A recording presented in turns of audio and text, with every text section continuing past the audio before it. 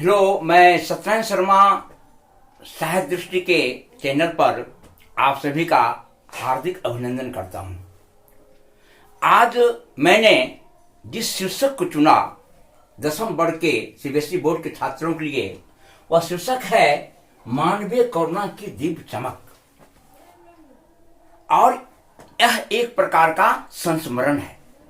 संस्मरण साहित्य की वह विधा होती है जिसमें साहित्यकार किसी महान विभूति, किसी महान व्यक्तित्व के सानिध्य में रह करके उनके जीवन शैली, उनके व्यक्तित्व, उनके अनुभूतियों को जब वह शब्दबद्ध करता है साहित्यकार, वह संस्मरण कहलाता है। मानवीय करुणा की दिव्य चमक के साहित्यकार सर्वेश्वर दयाल सक्सेना है और इन्होंने इस संस्मरण के माध्यम से हिंदी साहित्य के उस महानतम विभूति को हमारे समक्ष एक प्रखर व्यक्तित्व के रूप में प्रस्तुत किया, जिन्होंने राम के व्यक्तित्व को, राम कथा की उत्पत्ति की कहानी को, राम के रामत्व को, भारतवर्ष में क्या अलौकिक रूप है, इसका वर्णन स्पष्ट रूप में किया। वास्तव में यह संस्मरण प्रातः स्मरणीय है कि एक बेल्जियम में जन्म लेने वाला फादर कामिल बुल्के भारत की धरती पाकर के इस सस्य श्यामला भूमि को अपना कर्म भूमि बनाया।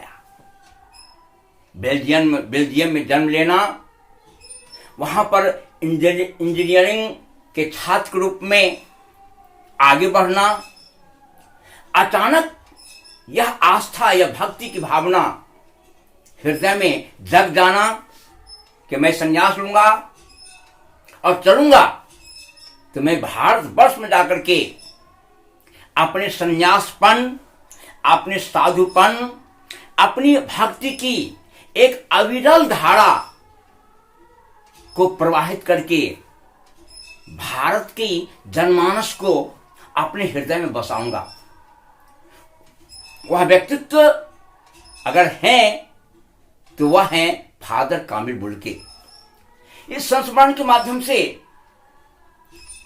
हम इस बात को स्पष्ट रूप से व्यक्त करेंगे कि उनके बारे में जो सक्सेना जी ने अपने अनुभूतियों को अभिव्यंजित किया, वह सब प्रारंभ हुआ जहरबाद से।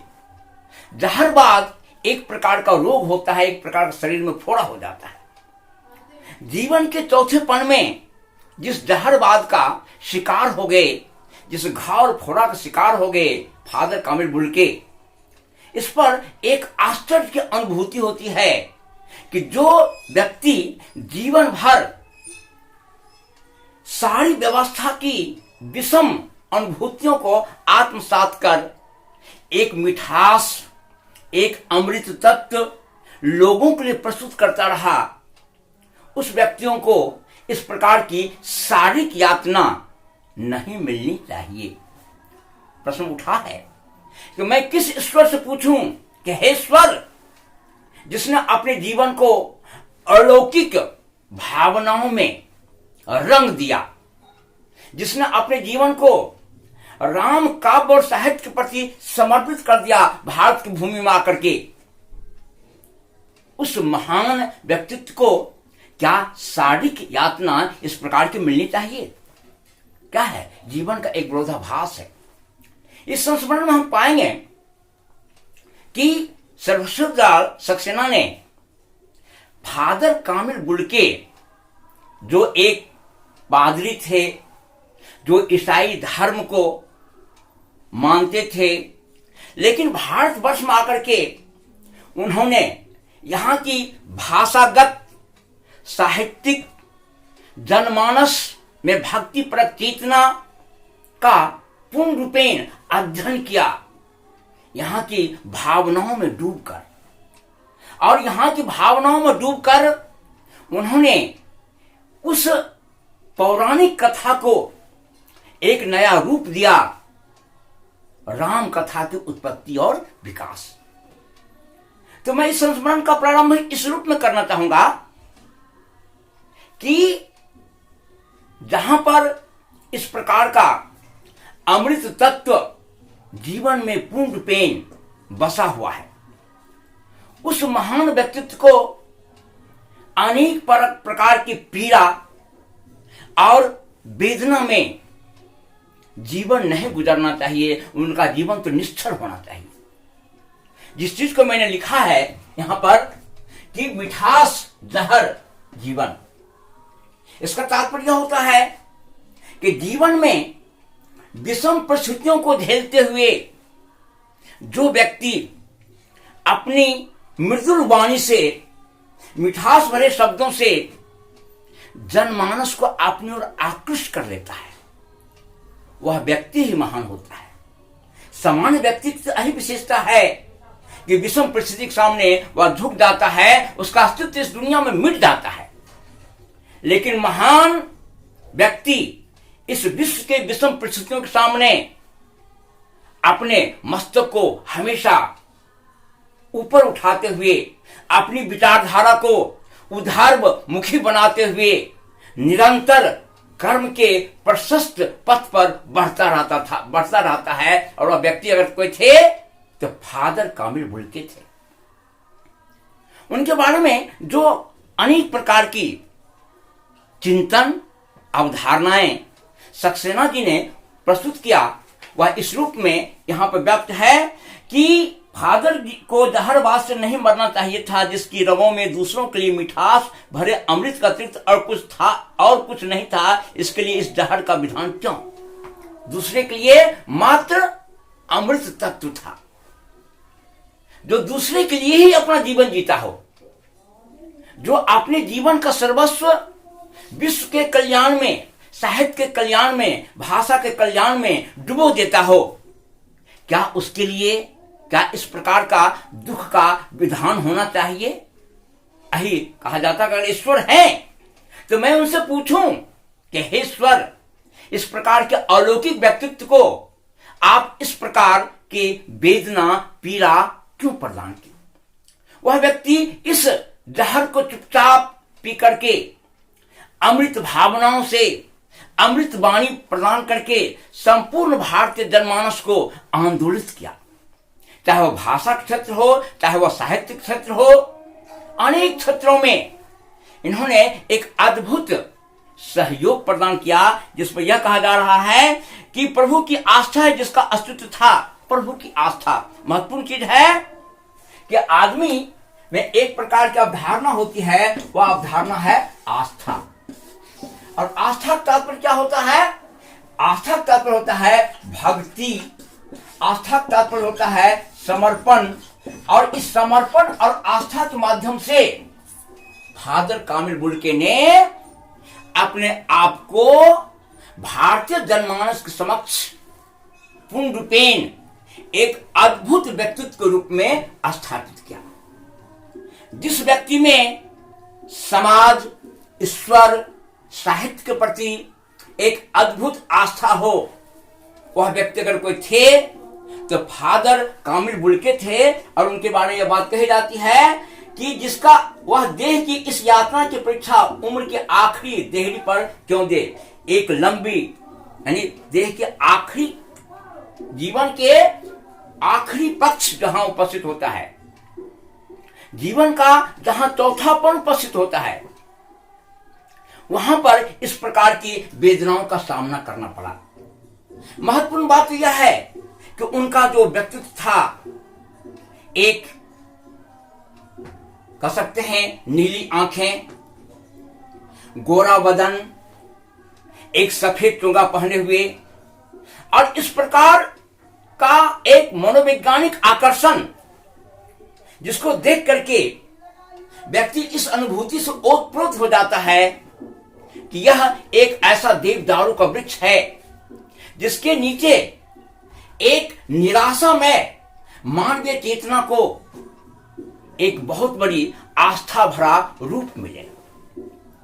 इसका वर्णन सक्सेना जी ने इस रूप में किया है कि इतना अपनत इस प्रभु, इतना अपनत, इतनी ममता, इतना अपनत इस साधु में अपने हर एक प्रियजन के लिए मरता रहता था। सच्चाई क्या है आप जानते होंगे, अपनत्व और साधुपन। साधु शब्द उस व्यक्ति के लिए होता है जो दुनिया के प्रति समर्पित होता है, जिसके हृदय में दुनिया को देने के लिए एक आतुरता है, एक आकुलता और व्याकुलता है, लेने की कोई आकांक्षा नहीं है। साधु वही है। सक्सेना जी ने इसी बात को स्पष्ट किया अपने मार्मिक शब्दों के साथ कि एक विदेश का व्यक्ति भारत की शस्य श्यामला भूमि में आकर के यहां की भक्ति भावना में अपने आप को रंग दिया और यहां के एक असीम जन समुदाय के बीच अपने आप को इस रूप में प्रस्तुत किया कि मानो यह असीम जन समुदाय उनके जीवन का हिस्सा है, मानो जाना पहचाना हुआ व्यक्ति है। इसलिए फादर कामिल बुल्के में जो साधुपन का गुण था वह अपने आप में अतुलनीय है। सामान्य मनुष्य की विशेषता क्या होती है? वह भौतिकता में डूबा हुआ होता है, वह लौकिकता में डूबा हुआ होता है। दुनिया का जो बहुत आकर्षण, जो मोह है, माया है, अनेक प्रकार की भौतिक समृद्धि है, भोग विलास है, उसमें लिप्त होकर के अंत में दुनिया से विदा हो जाता है। इस धरती, उर्वरा धरती पर अपनी लकीर को खींचने में वह सक्षम नहीं होता है। लेकिन फादर कामिल बुल्के उस व्यक्तित्व का नाम है जो भारत की धरती पर अपनी उपस्थिति को इस प्रकार से प्रस्तुत किया कि जब तक राम की कथा भारत के जनमानस में प्रवाहित होती रहेगी तब तक फादर बुल्के याद किए जाएंगे।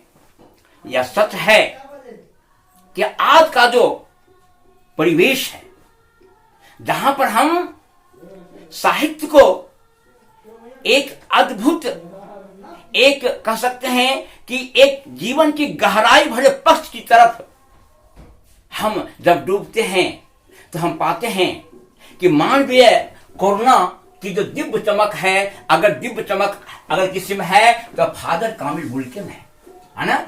मानवीय करुणा की दिव्य चमक, अलौकिक चमक, जिसके चेहरा पर एक अलौकिकपन हमेशा व्याप्त हो, जो दुनिया को अपनी मुस्कुराहट, अपनी भक्ति भरी भावना, अपनी साहित्यिक अनुभूति, अपनी भाषा का समर्पण के लिए जो आकुल व्याकुल है वही है दिव्य चमक। और इस प्रकार का दिव्य चमक किसी में था तो फादर कामिल बुल्के में था। इसलिए इसमें कहा गया है, सक्सेना जी इस बात को कहते हैं कि तब भी जब वो इलाहाबाद में थे और तब भी जब वो दिल्ली आते थे, आज उन बहावों का जवाब मैं अपनी छाती पर महसूस करता हूं। कहने का तात्पर्य क्या कि जब फादर कामिल बुल्के दिल्ली में रह रहे थे तो लेखक उनसे मुलाकात करने के लिए जाते थे और जब कभी मिलते थे तो एक ऐसी एक कलात्मक अनुभूति जो अपनत्व की बाहों को फैला करके अपने हृदय में किसी को बसाने के लिए आतुर हो चला हो, ऐसा व्यक्तित्व अगर थे तो फादर कामिल बुल्के थे। उसके बाद इस बात की व्याख्या की गई है कि फादर को याद करना एक उदास शांत संगीत को सुनने जैसा है।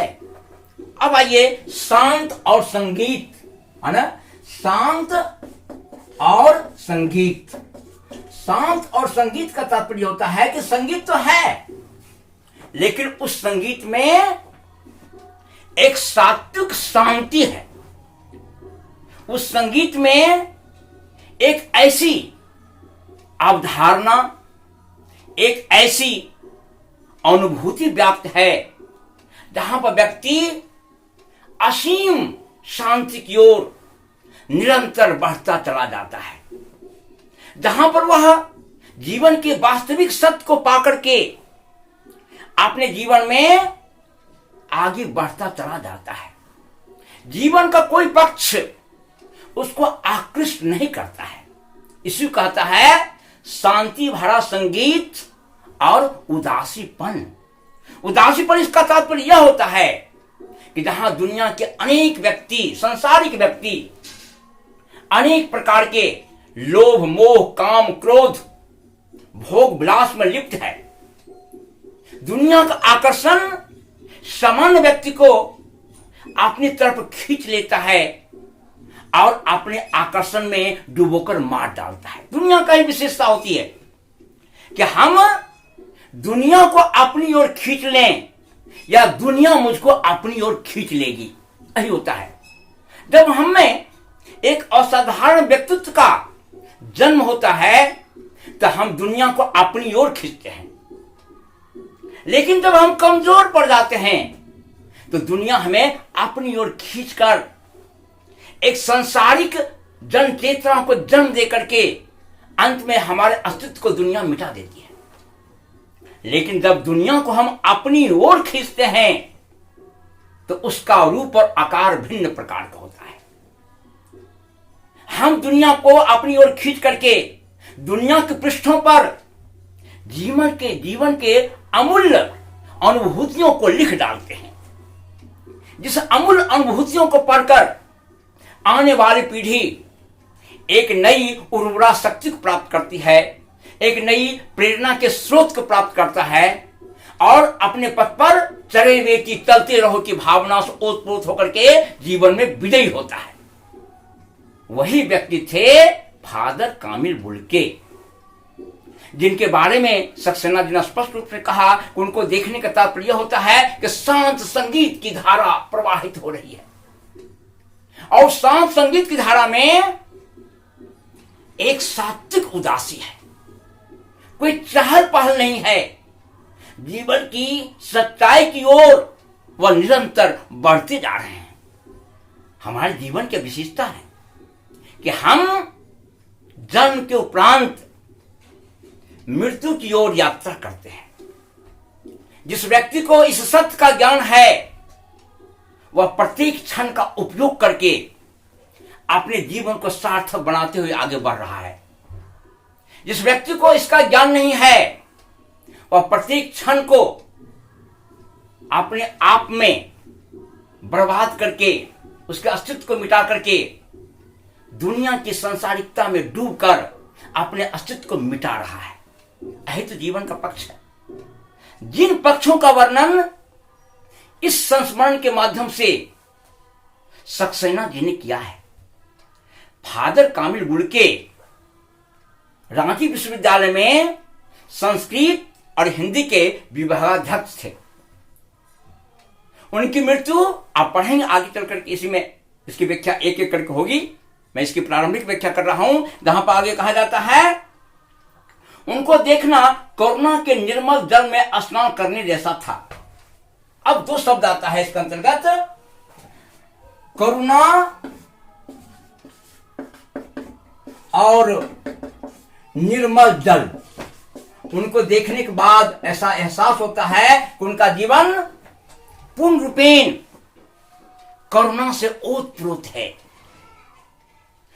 विश्व के मानवीय समुदाय के प्रति पूर्ण रूपेण करुणाद्र हो उठे हैं, दया की भावनाओं से ओतप्रोत हैं और उनके व्यक्तित्व के दर्शन से ऐसा एहसास होता है कि हम एक निर्मल जल में स्नान करके हम भी मानवीय करुणा के दिव्य चमक की भावनाओं से ओतप्रोत हो उठे हैं। यही संस्मरण होता है जहां पर लेखक संस्मरणकार उस महान व्यक्तित्व की सानिध्यता को प्राप्त करके उनके जीवन शैली को शब्दबद्ध करता है। और एहसास करता है, अनुभूति करता है कि करुणा के निर्मल, उनको देखने का तात्पर्य क्या होता है कि एक ऐसा व्यक्तित्व जो ऐसा व्यक्तित्व जिनके जीवन में करुणा के जल का निर्मल प्रवाह प्रवाहित हो रहा है, और हम भी उनका दर्शन करके उस जल में अपने आप को स्नान करवाते हैं, अपने आप को पवित्र कर देते हैं। यही तो हमारे जीवन की विशेषता है, जिसका उन्होंने वर्णन किया है कि उनको देखना करुणा के निर्मल जल में स्नान करने जैसा था, और उनसे बात करना कर्म के संकल्प से भरना था।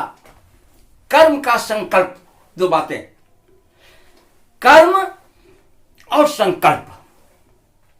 संकल्प का था डिटर्मिनेशन, कि जहां पर हम अपने कर्म के प्रति दृढ़ संकल्पित हो जाते हैं कि इस काम को करना है, इस काम को करते हुए आगे बढ़ना है।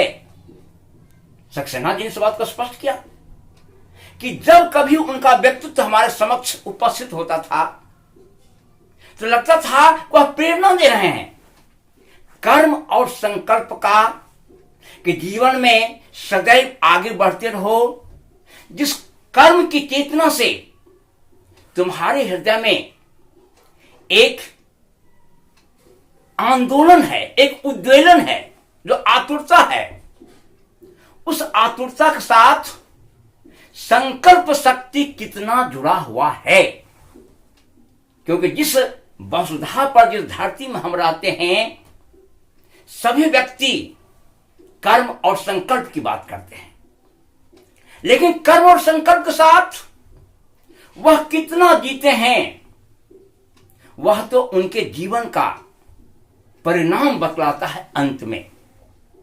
कि जिस कर्म के प्रति वह पूर्ण रूपेण समर्पित हो चुके हैं, उस कर्म का निर्वाह संकल्प पूर्वक कर रहे हैं कि नहीं।